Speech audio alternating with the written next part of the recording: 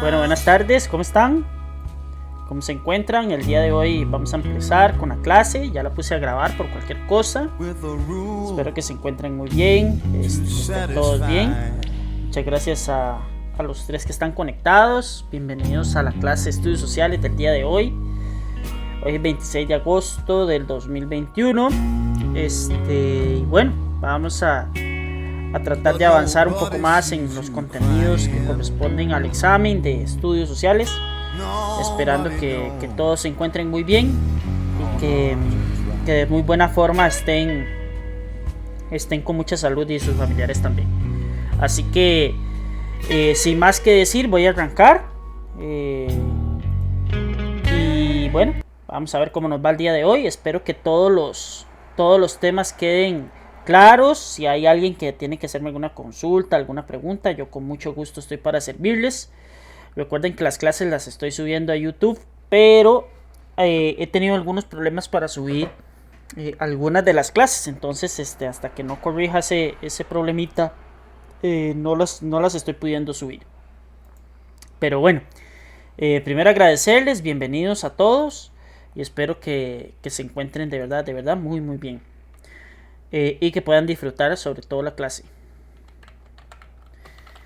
Vamos a ver, voy a contestar por acá una duda. Profe, buenas tardes, ¿cómo está? Bien, ¿y usted? Me alegra. Es que yo tengo una consultita, es que la semana pasada yo no pude ir a clases y usted me mandó el link para ver el documental. Sí, correcto. Había una parte donde dice que bueno, de todo lo que dijeron y todo, el nombre de arena y no sé, que extraían del piso arena, no me acuerdo qué nombre, entonces quería saber qué era eso.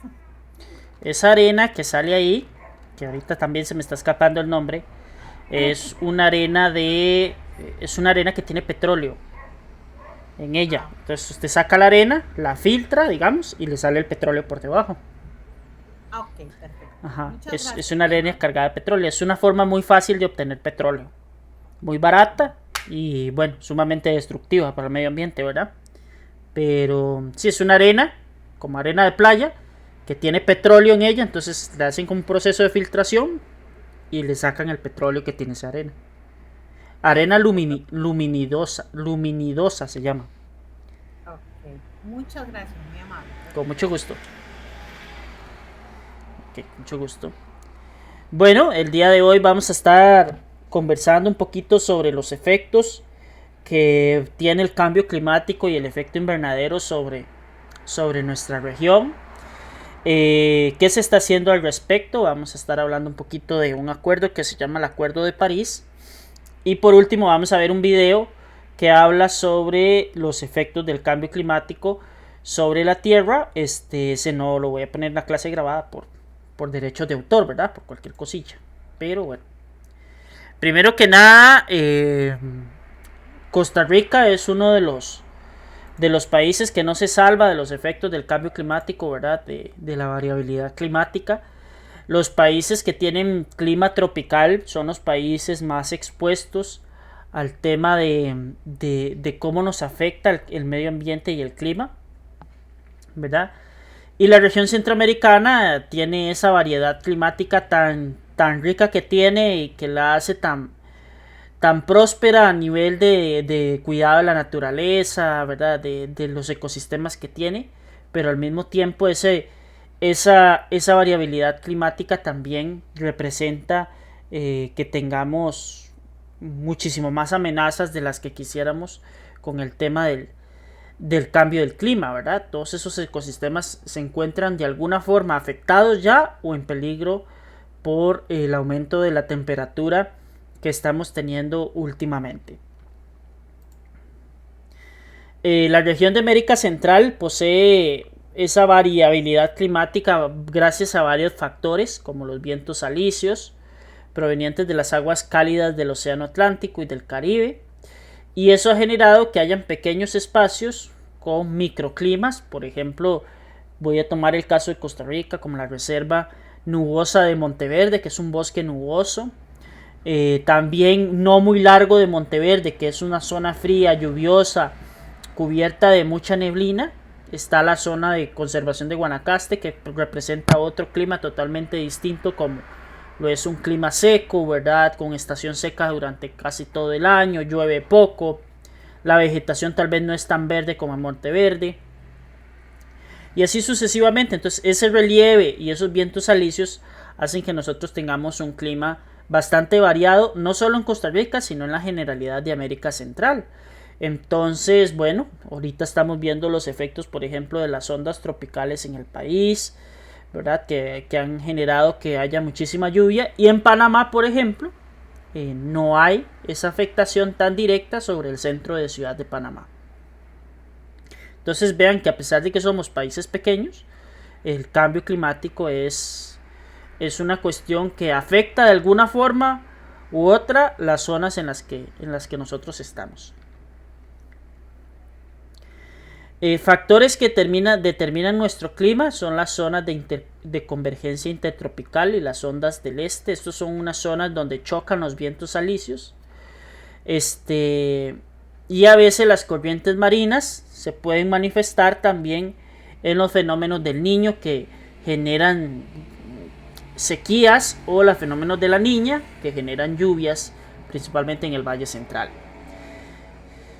Y bueno, no podemos estar ajenos en la temporada de huracanes que se dan en el Océano Pacífico, que ese casi no nos ha afectado nunca, pero sí los huracanes que se han generado en el Océano Caribe, o en el Mar Caribe, perdón, en el Océano Atlántico, que ahí se generan los huracanes que sí nos están afectando cada vez más constantemente y cada vez va a ser más popular, ¿verdad? Que nos afecten esos fenómenos, porque antes afectaba más a la costa de Estados Unidos, México, pero hoy en día pues ya los huracanes toman otras direcciones porque cada vez son más comunes y cada vez son más grandotes. Entre más calor haya en la tierra, más grandes van a ser los huracanes. Entonces es otro tema que hay que valorar, ¿verdad? El huracán tiene su combustible del océano, del calor que se produce del océano, y de ahí se forma y se va ampliando y se va ampliando. Entre más combustible, entre más calor tenga, mayor o más grande va a ser el efecto del huracán y mayor va a ser su duración, ¿verdad? Esta es la precipitación hídrica que hay en los países. Costa Rica es el país donde más llueve de América Central, en conjunto con Panamá. Hay otros países que tienen menores precipitaciones, como El Salvador, como Honduras, como la misma Guatemala, la misma Belice, ¿verdad? Entonces nosotros contamos con una precipitación bastante estable, principalmente en la zona Caribe, y eso nos da acceso a una gran cantidad de agua. Afortunadamente es así, pero ya hay efectos negativos, ¿verdad? De recibir tanta agua, como hemos estado viendo las inundaciones, como hemos visto lo que está pasando con la zona de lo que acaba de pasar con Turrialba, por ejemplo, en la zona Caribe, ¿verdad? Que hay muchas inundaciones y destrucción. Pues ya eso genera pérdidas agrícolas, pérdidas sociales, pérdidas económicas, que va afectando cada vez más la zona de América Central. La variabilidad climática depende de varios factores. El cambio climático es un contrarreloj que tenemos, es un tiempo que se puso en negativo para nosotros, que se va a reconvertir en un tiempo de que tenemos hasta cierto espacio o cierta cantidad de años para revertir lo que hemos ocasionado en el cambio climático, y aún así va a seguir una curva ascendente de calentamiento hasta que logremos enfriar la tierra, y eso ha generado que cada vez tengamos eventos naturales y desastres naturales más duraderos, más fuertes y con mayores daños, ¿verdad? Ahorita, por ejemplo, están en temporada de incendios en la zona de California. Son unos incendios grandísimos que se queman kilómetros de bosque, que genera más dióxido de carbono y que genera menos absorción de dióxido de carbono. Actualmente se habla de que la Tierra ha aumentado en general la temperatura a 1 grado centígrado. ¿verdad? Que los fenómenos del niño se comportan de manera irregular, ya no es tan marcado como antes. Antes teníamos un periodo de meses donde el fenómeno del niño siempre estaba y después entraba el fenómeno de la niña. Hoy en día eso varía, cada vez puede ser que usted esté en época seca y se viene ese baldazo, ¿verdad? O está en época lluviosa y hace un día sumamente caluroso. El aumento de la actividad de los huracanes. Bueno, Costa Rica tenía bastante tiempo de no recibir el efecto de un huracán. Y ver lo que pasó con el efecto del huracán Otto. El ciclo hídrico se ha vuelto más acelerado, es decir, el agua cada vez se vaporiza más rápido y se precipita más rápido, cae más rápido el agua. Eso no permite que los ríos se carguen con el agua necesaria para el consumo que nosotros tenemos. Se desperdicia mayor cantidad de agua porque no tenemos los medios para captarla. Y que se pierdan los cultivos, ya sea porque falta agua o porque hay un exceso de agua. Eso se traduce también en aumentos de sequías e inundaciones. La temperatura promedio anual en América Central ha aumentado considerablemente. Antes del año 2000, entre 1950 y 2000, teníamos una temperatura relativamente fresca. En las que, por ejemplo, eran estos que ustedes ven de color naranja, eran temperaturas de 24 o 27 grados, ¿verdad? De 21 a 24 en las zonas más frescas, o de 18 a 21, o de 15 a 18. Por ejemplo, el Valle Central tenía de 15 a 18, teniendo temperaturas bastante frescas. Hoy en día esa temperatura ha aumentado considerablemente. Se habla que es de un 4,2 grados centígrados en nuestra región. Por ejemplo, ya ahora la media general es entre 27 y 30 grados. Esto afecta a todos los ecosistemas, la cantidad de agua que tenemos, cómo se comportan los animalitos, ¿verdad? Etcétera, etcétera. Y antes pasábamos a tener un clima relativamente frío en el Valle Central de 15 a 18 a tener un clima de 21 a 24 grados centígrados. Esa es la media. Panamá es un país que cada vez aumenta más y más su temperatura. Y pues bueno, son zonas que lastimosamente se convierten en más cálidas. Y pues bueno, eso va a generar problemas a largo plazo.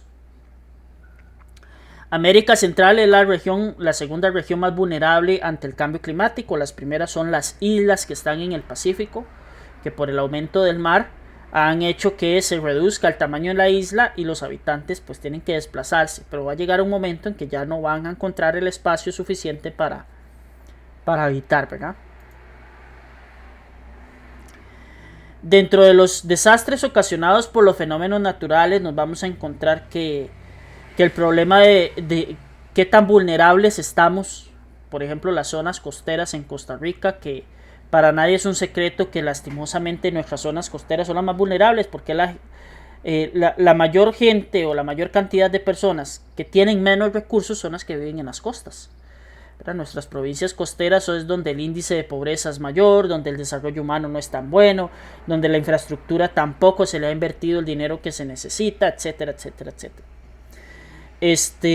Y digamos que esos espacios vulnerables uno los puede ir corrigiendo con prevención, con anticipación, hablándole a la gente de estos temas del efecto del cambio climático, pero también tratando de generar acciones que cambien la situación con el tema del cambio del clima.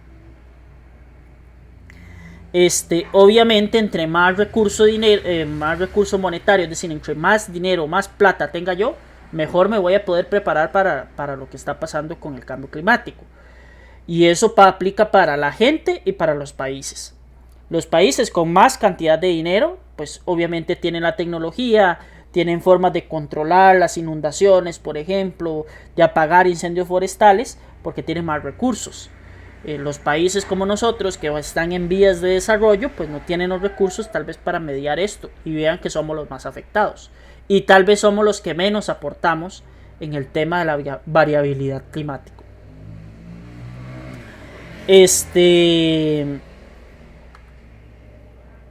Los efectos van a generarse desde todo punto de vista, desde la flora y la fauna, en cómo se desarrolla, ¿verdad? Hay animales o insectos, por ejemplo, que tenían ciertos periodos de incubación. Esos insectos nacían en ese periodo de incubación y al mismo tiempo, digamos, era el periodo de incubación y nacimiento de ciertas aves que se alimentan de esos insectos y ahí va la cadena alimenticia, ¿verdad?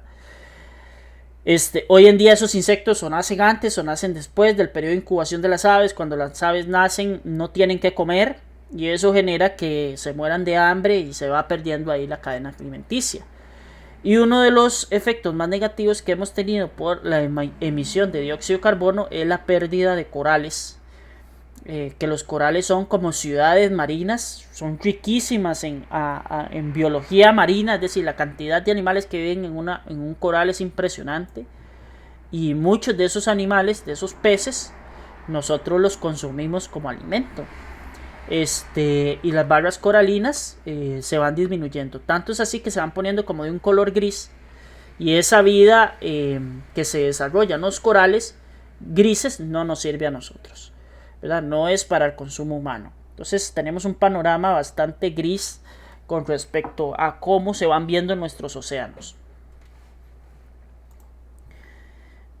Bueno, esto es en cuanto a la primera presentación. No se me asusten, ya me voy a pasar a la segunda.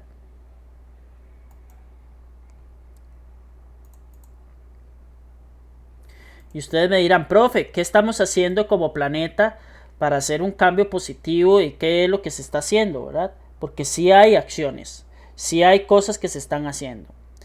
La conferencia más importante del clima se hizo en París, Francia. Es un acuerdo para tratar de frenar el cambio climático. Es el primer paso para tratar de frenar esto que llamamos el cambio climático y el calentamiento global.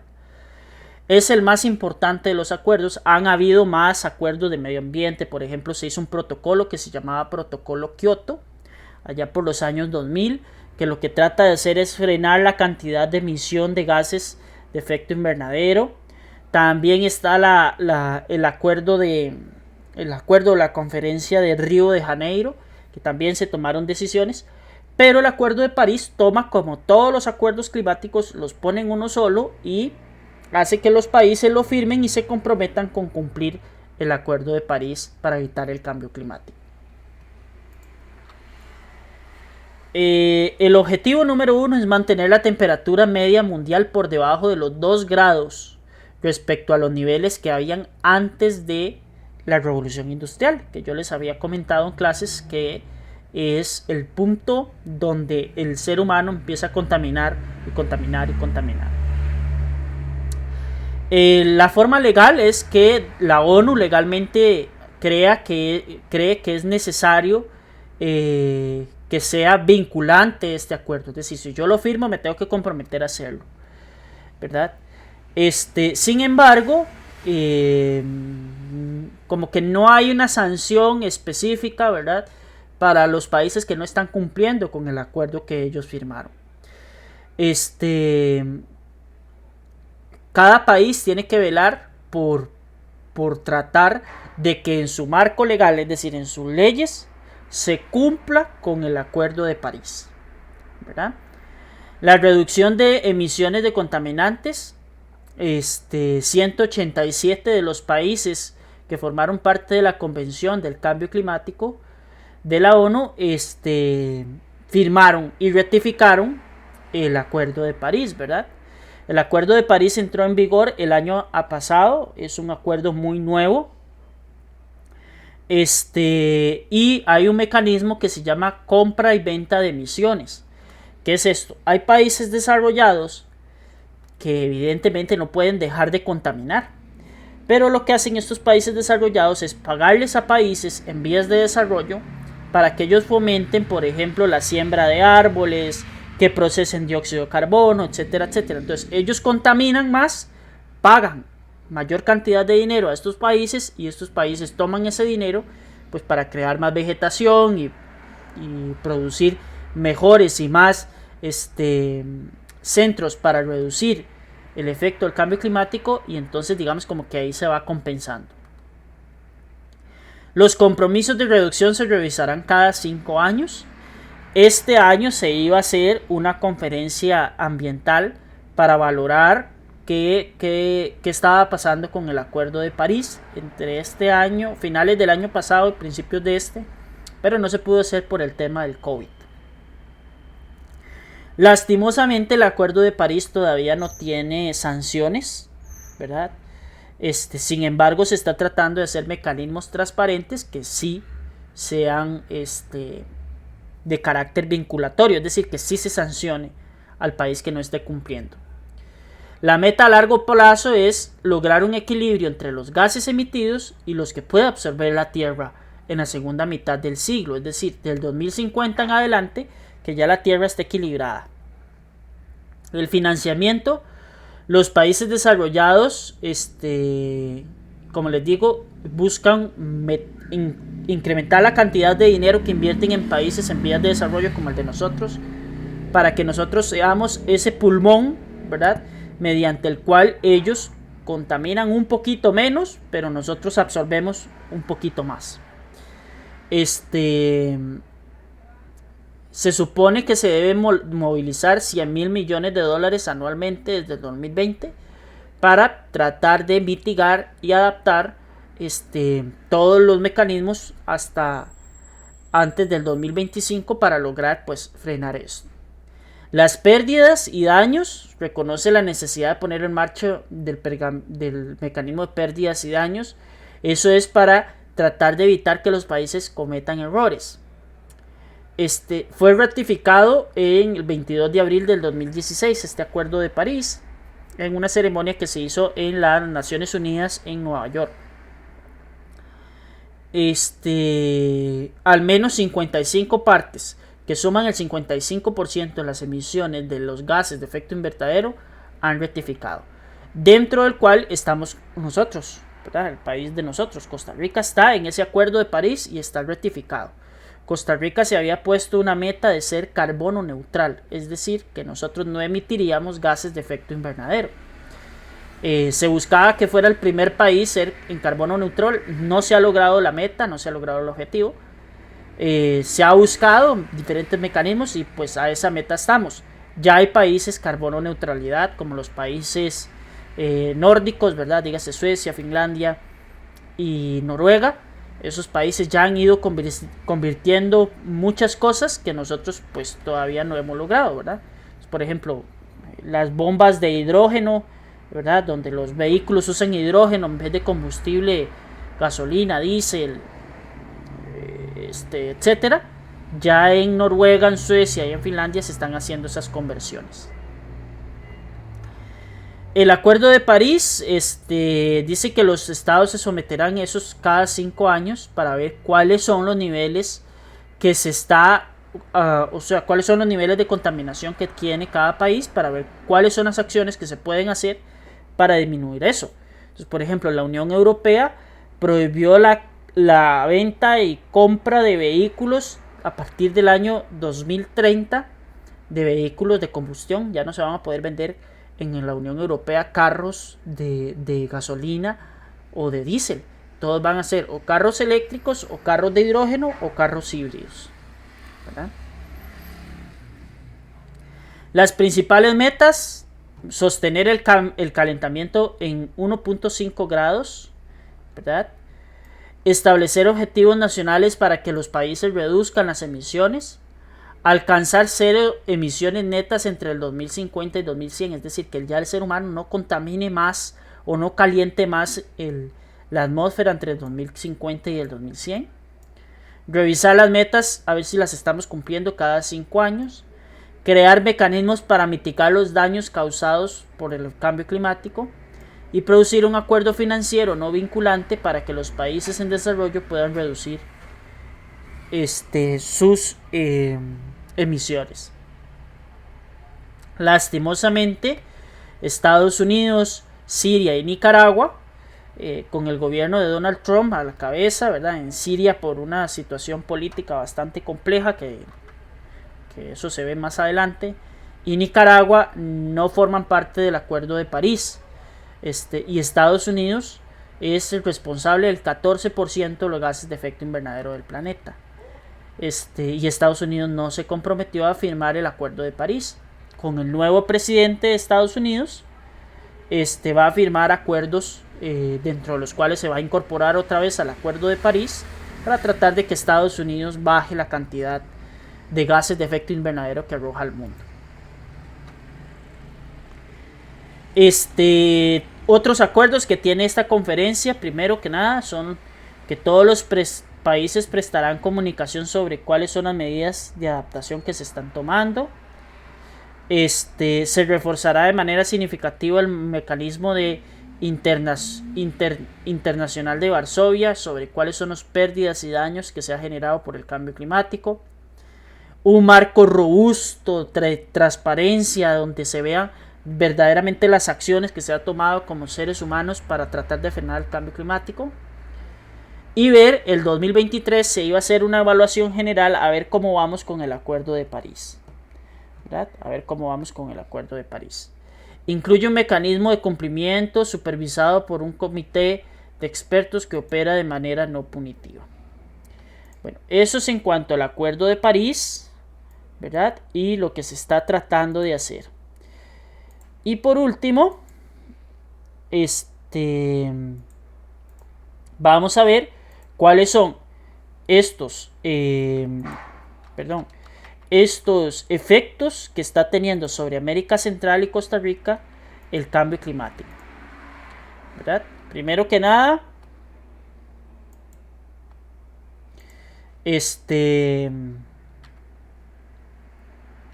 las tormentas tropicales.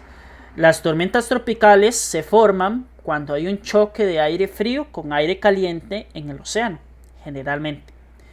Eso lo que va a generar es un sistema de baja presión, es decir, baja la presión atmosférica, entonces el aire empieza a circular de manera contraria a las agujas del reloj, a favor de las agujas del reloj, perdón, ¿verdad? La tormenta tropical, cuando crece, cuando se hace más grande, se convierte en un huracán, ¿verdad? Que es el más severo de los fenómenos meteorológicos, de los que se hacen en la atmósfera, son los más destructivos. Dependiendo del océano donde se forme, así va a recibir el nombre. En el océano Atlántico se llaman huracanes, en el Pacífico se llaman tifones, por ejemplo, pero es el mismo fenómeno. Esos sistemas hacen que la lluvia, la carga eléctrica, es decir, las nubes, cúmulos nimbo, que son unas nubes negras que traen rayos, lleguen a tierra y lluevan gran cantidad, ¿verdad? Rotan en contra de las manecillas del reloj. Sí, era en contra de las manecillas del reloj, perdón, van así. Entonces ellos avanzan al territorio y lo que frena un huracán es la tierra. Entre más tierra haya, más es la probabilidad de que ese huracán vaya perdiendo el calor y genere, digamos, por así decirlo, vaya perdiendo la intensidad y la fuerza de cada uno de ellos. Como les digo, el huracán cada vez va a ser más grande. El huracán es fundamental para la vida en la Tierra. El huracán causa enfriamiento del océano, lo cual es sumamente necesario para que las especies marinas puedan vivir bien, ¿verdad? Hay varias categorías. Las categorías se miden bajo esta escala Saffir-Simpson, que van de acuerdo a la cantidad de velocidad que tienen los vientos. Entonces los vientos de 119 a 153 km por hora es un huracán categoría 1. Los daños son menores, la vegetación sufre algunos daños, las casas tal vez por caída de árboles o cosas así, ¿verdad? Hay daños en el tendido eléctrico, en los rótulos. Después se pone un categoría 2 que es un huracán muchísimo más rápido.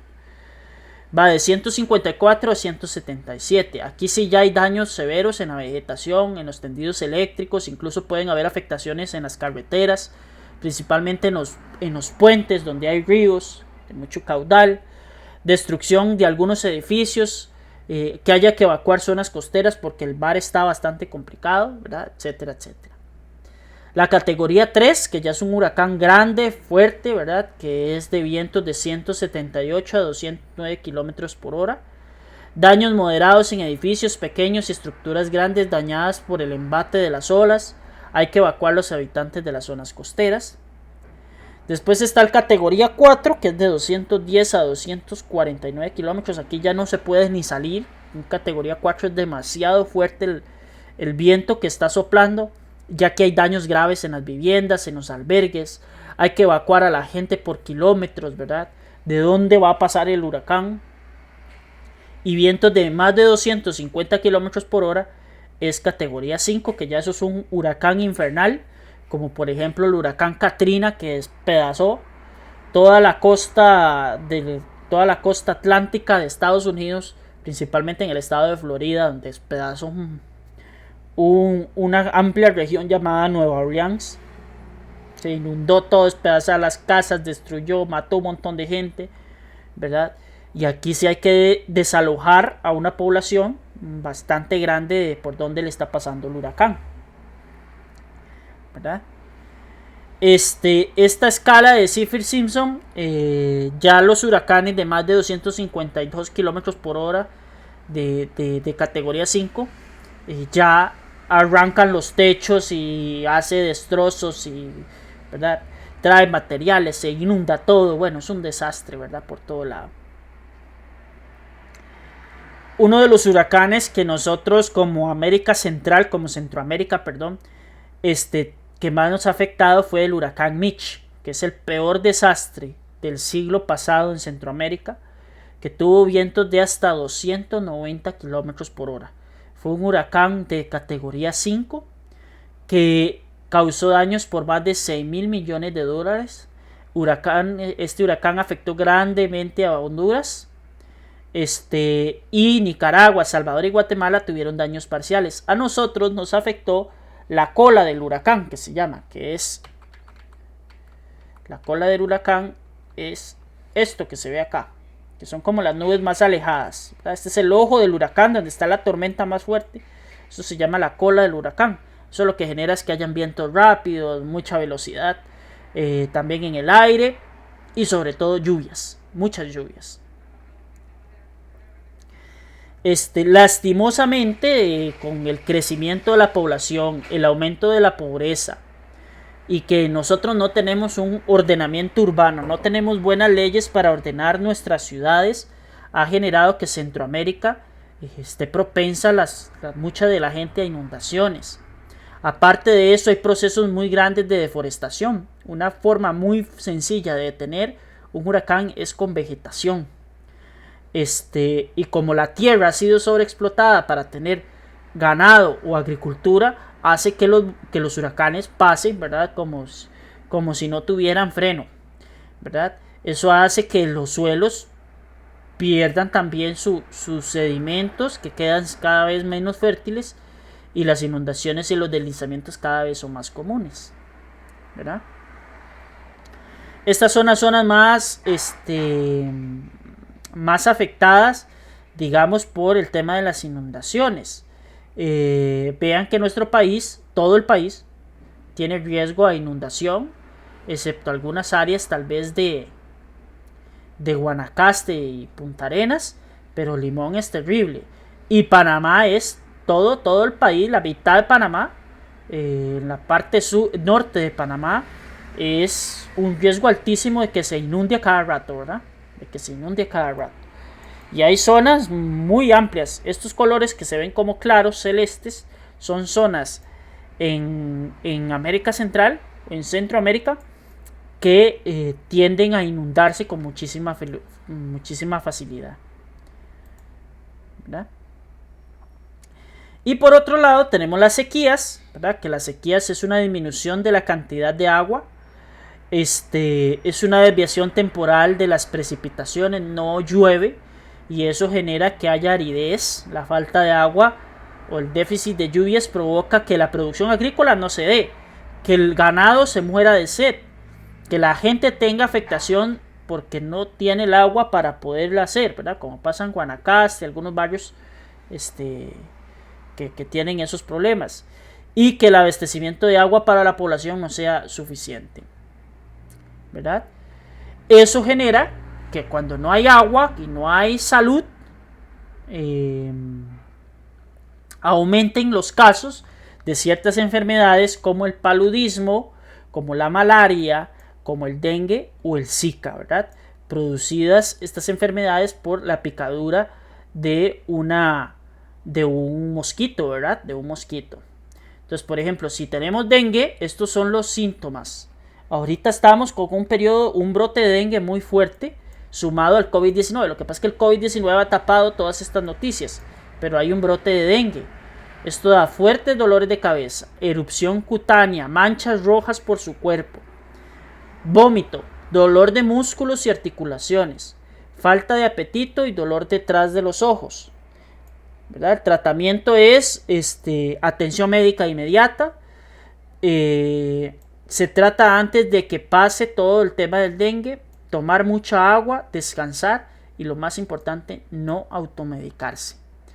Y después está el dengue hemorrágico, que generalmente es cuando lo pica uno el mosquito por segunda vez, que ya ahí sí hay un corte de respiración, hay dolor de cabeza, hay hemorragias internas, hay vómitos intensos, sangran muchísimo las encías, hay dolor abdominal y ya aquí sí el dengue hemorrágico puede ocasionar el fallecimiento de una persona. No porque el dengue clásico no pueda, pero el dengue clásico es más tratable que el dengue hemorrágico.